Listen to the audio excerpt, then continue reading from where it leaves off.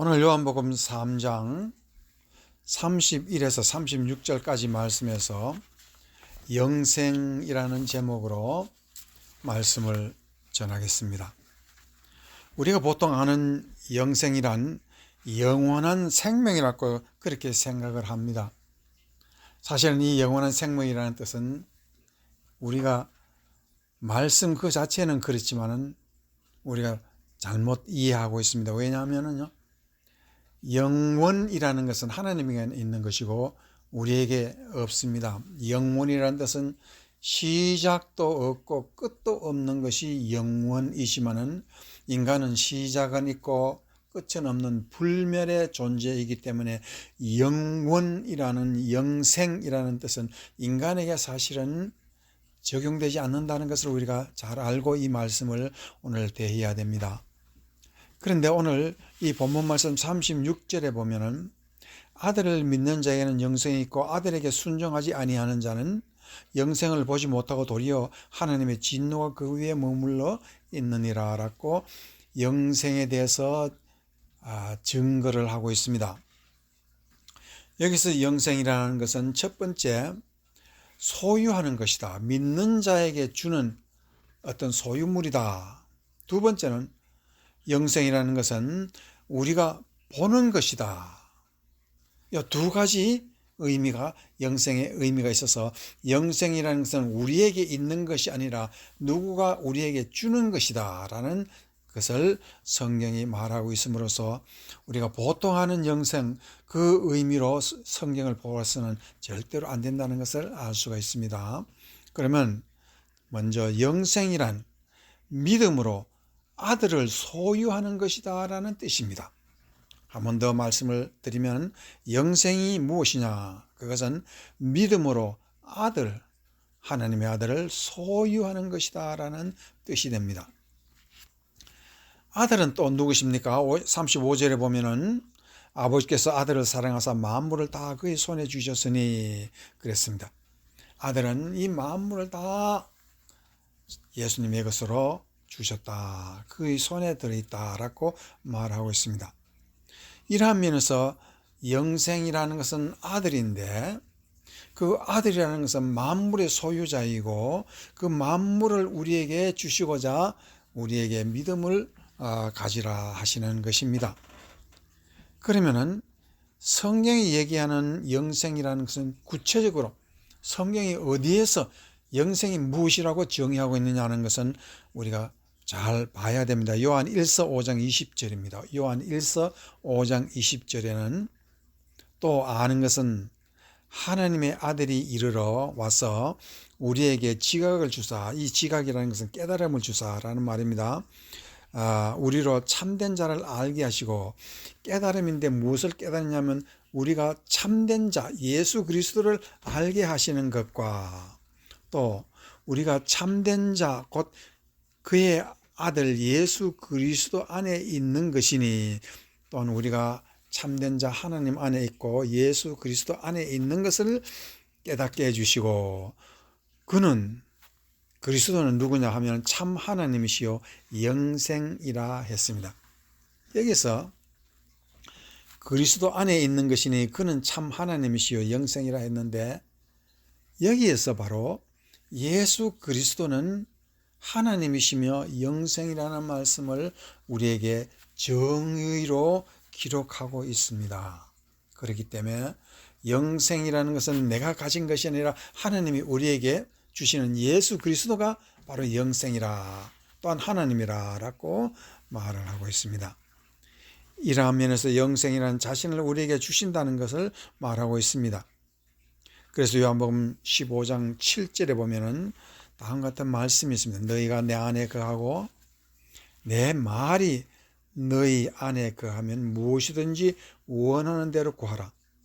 그리하면 이루리라. 여기에서 이 요한복음 15장 7절에서는 두 가지 큰 뜻을 우리에게 가르치는 것이 있습니다. 첫 번째는 예수님께서는 모든 것을 소유하신 분이라는 것과 그 다음에 예수님은 자기가 가진 것을 주실 뿐만 아니라 자기 자신, 영생 되시는 자기 자신도 우리에게 주신다라고 말을 하고 있습니다. 그러면은 우리에게 그와 같은 것을 주시기 위해서 어떻게 하라는 것입니까? 기도하라고 그랬습니다. 이러한 면에서 기도는 두 가지의 큰 뜻이 있습니다. 첫 번째는 예수님이 하나님의 아들이요 영생이라는 것과 그 영생 되시는 예수님은 자기의 모든 것을 주시되 자기 자신까지도 주신다라는 것을 우리가 믿을 때에 기도가 무엇인지를 알게 되는 것이고, 예수님은 영생으로서 우리에게 그 기도의 뜻을 살면서 크게 깨닫게 해주신다라고 말하고 있습니다. 자, 그러면은 우리가 예수님을 믿음으로 영생을 받는 것이라 했으면은 마가복음 11장 22절에 24절까지의 말씀을 보면 다음 같은 놀라운 뜻이 있습니다. 예수께서 그들에게 대답하여 이르시되 하나님을 믿어라. 내가 진실로 진실로 너에게 이르노니 누구든지 이 산들어 들리어 바다에 던지라 하면 이 말하는 것이 이루어질 줄 믿고 마음에 의심하지 아니하면 그대로 되리라. 그러므로 내가 너에게 말하노니 무엇이든지 기도하고 구하는 것은 받은 줄로 믿어라. 그리하면 너에게 그대로 되리라.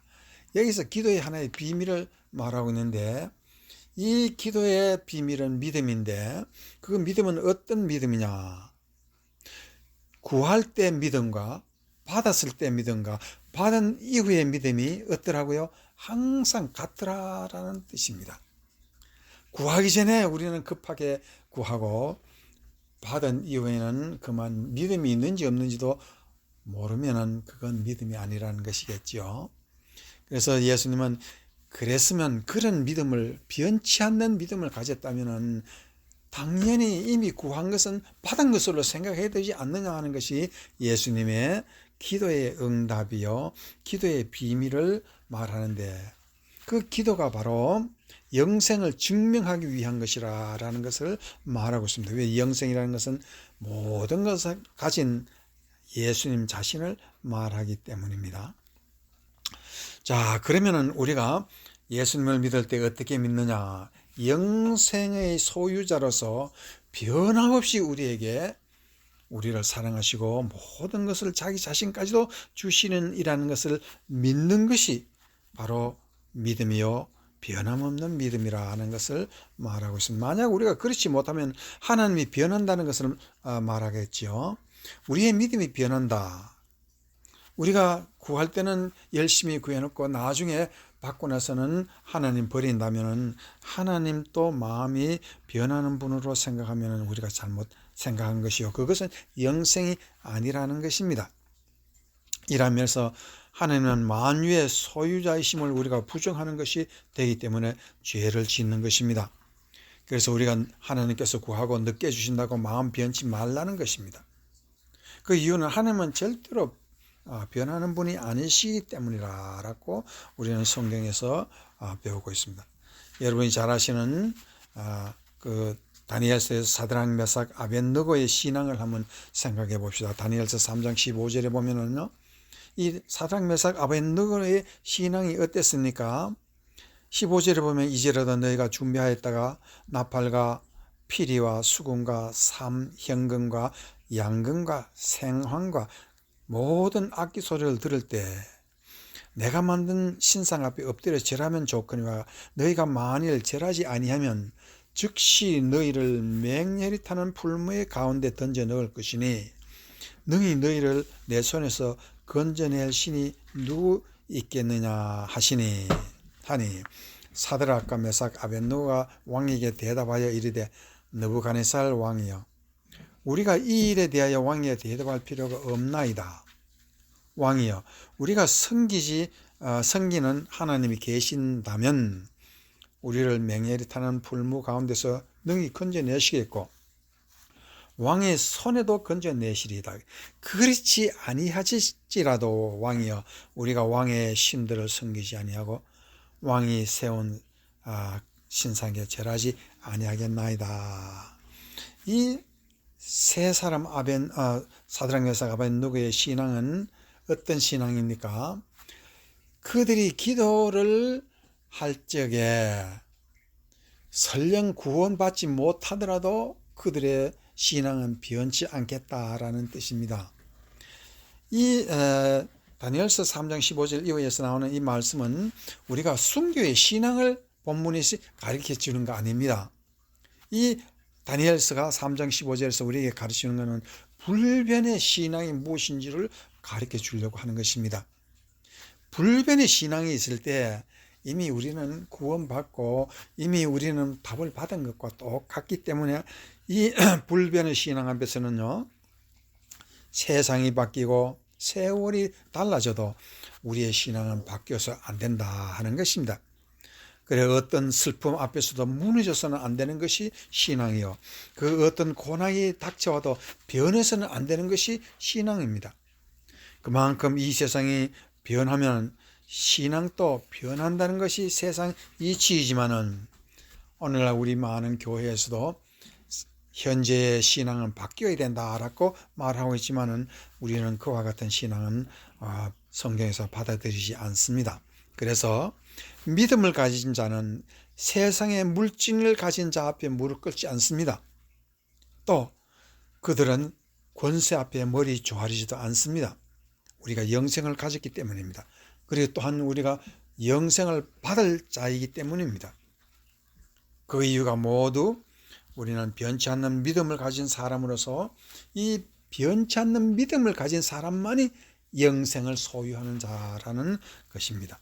그래서 이제 여러분은 영생의 소유자가 되어 믿음대로 될지어다라는 이 신앙을 끝까지 변치 않으시기를 주의 이름으로 축원합니다. 두 번째, 영생이라는 것은 무엇이냐 하면은 믿음으로 아들을 보는 것이다 라는 것입니다.